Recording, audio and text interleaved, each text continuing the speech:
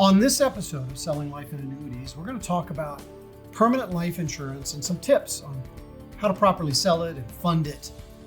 And so today with me, I've got Paul Bechtold, the manager of one of our most successful programs, the Elimination program. And I'm Randy Pierson, Vice President of Life and Annuities. So if you want to learn more about what you need to know to effectively sell permanent life insurance, stay tuned.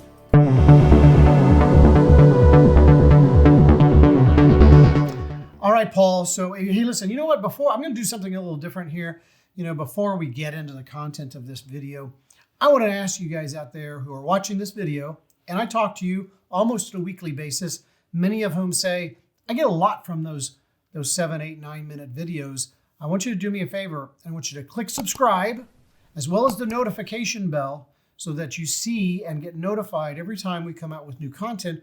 And I want you to do one more thing. I want you to like it, I want you to comment, and I want you to share it with somebody. Share it with another agent that you know in the business that you think can step up their game by learning more about how to be a better agent. Sound good? All right. So Paul, permanent life insurance. First and foremost, I think a lot of agents are still not quite as knowledgeable about the various kinds of permanent life insurance that are out there, and perhaps the potential pitfalls of selling the wrong kind of product to the wrong person and or funding it in a manner that's not most appropriate. Would you agree? Absolutely. So in my world, we have two different kinds of products that I talk to agents about. Obviously, when we started with the Your Family Bank program, whole life was it because we have to have guarantees up front at the beginning of the debt process, and so we need whole life insurance. Okay. Since then, we've added a new program on where we're not going to be going into the policy as quickly. We're going to use it more as an offset account. We're going to use a universal life policy, indexed universal life policy. But there's some things we have to be cognizant of with our client and in terms of our funding. And so what I wanted to do is kind of share with you today a few checkpoints of some common things that I see that I advise agents on. The first one is, whether I use a whole life or IUL, it really depends on how quickly I want to access cash from the policy. Mm-hmm. When I've got a client, then it's just in a generic description here. When I have a client that needs early access in that policy, something in the first 2-3 months maybe, okay, I have to use whole life, okay, because indexed universal life carriers do not want us going in and taking loans from the policy within the first year, right? Yeah, and the returns, the nuances of that type of product are a lot more flexible, a lot more variable. Not variable as it relates to the product, but can change, right? Correct. More dramatically than the guarantees within a whole life. Correct. So also with that, unless we have a client that's somewhere 50, 55 and under, we have at least 20 years to compound the growth in that policy. Again, thinking about where we're at right now, we're potentially going to get some 0 years coming up here, right? Right. If I start funding the policy right away, get the wrong combination of 0 years in a row, don't get a return, I'm eating up the cash inside that policy. That's not a good thing. So I have to have a number of years to average out the illustrated rates that we're presenting to clients, right? And to meet our objectives, okay?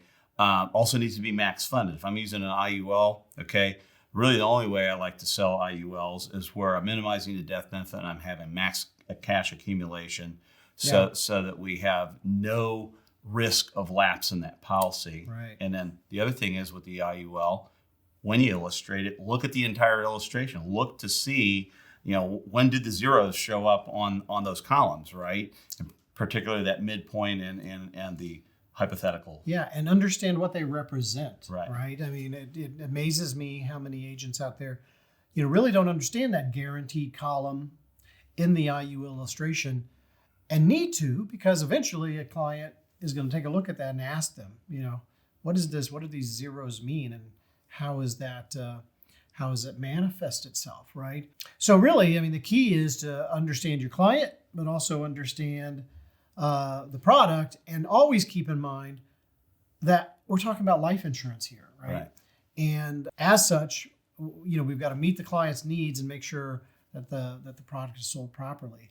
And speaking of which, I do want to emphasize that what you just said with regards to properly constructing the sale of life insurance. I will say one of the things I'm most proud of at Gord Marketing is that I can't recall a single case that I've seen come through the door, frankly, ever, where the product hasn't been designed exceedingly consumer friendly, as I like to call it, right?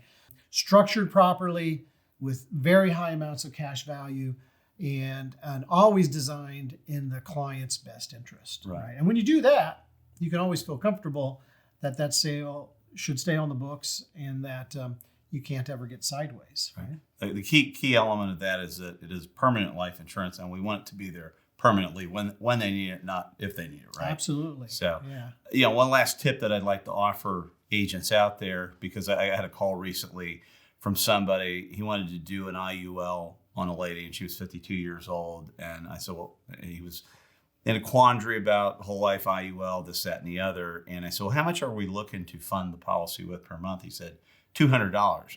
I said, $200 is just not going to make much impact on a 52-year-old because their cost of insurance is quite a bit more than a younger person. So a good rule of thumb for you agents out there is I like to say 10 times the age for the minimum funding. So if you're 50, then that would be $500 a month. If you're 40, that'd be $400 a month, because the less time we have to compound, I have to have more funding to make up for it, as well as to overwhelm the cost of insurance and the drag on the policy over time. Yeah, once again, it's recognizing the parameters that you're dealing with for the consumer and the fact that we are working with a permanent life insurance policy, right? And you can't perform, although it's a miracle product, it can't perform miracles, right? So we can't turn $200 a month into $2 million of cash value, right?